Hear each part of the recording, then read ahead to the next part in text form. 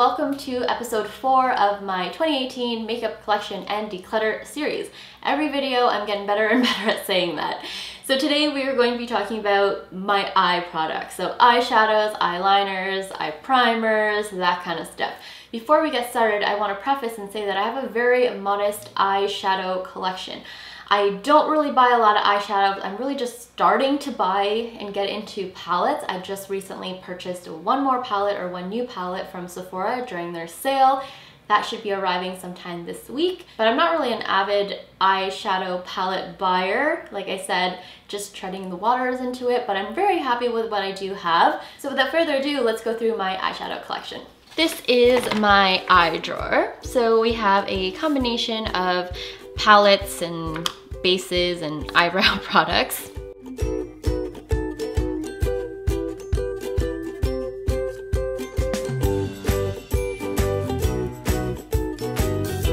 I'm going to start by going through this half first. So we have some mascaras here. I am pretty good with mascaras. I don't have a lot of them on the go. This one I can probably say goodbye to because I've had it for a while now and it's dried out a little bit.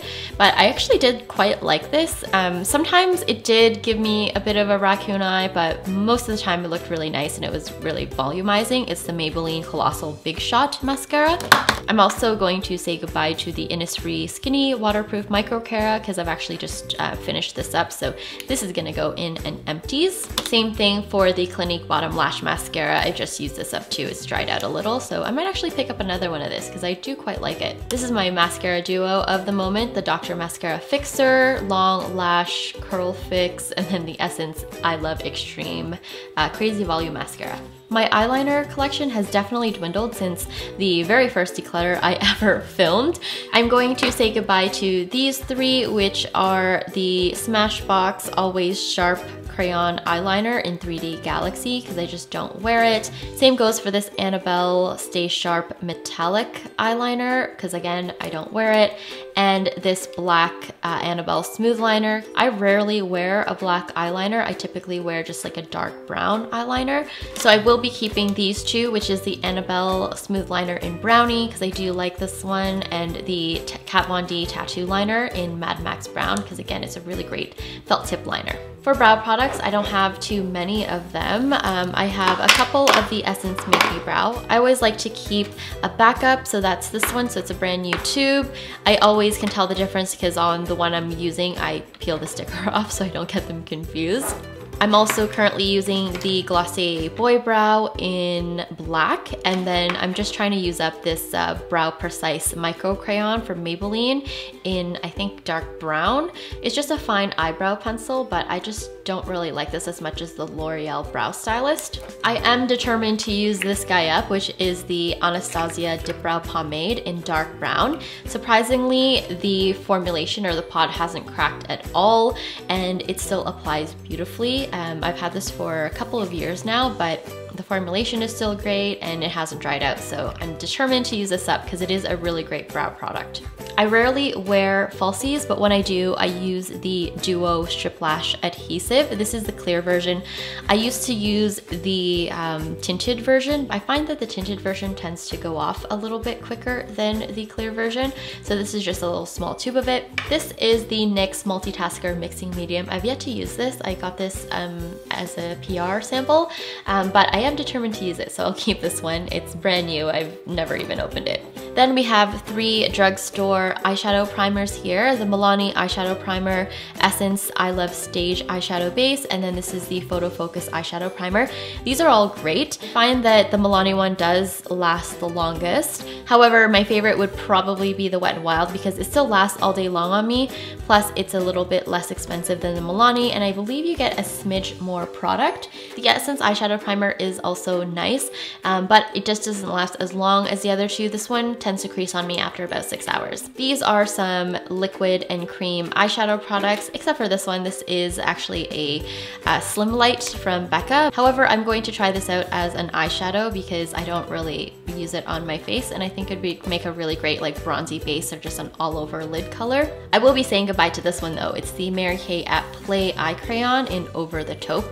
I've only used this once since my last declutter. I just don't reach for it. It is a really nice creamy product though. I'm also going to be keeping all 3 of these. So we have the Glossier Lid Stars and then the NYX Lingerie Eye Tint.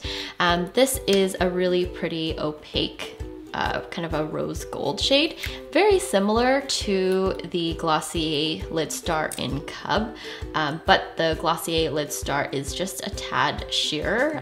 It's easy to build up, but when applied, it does apply a little bit more sheer. And then this is the Glossier Lid Star in Moon.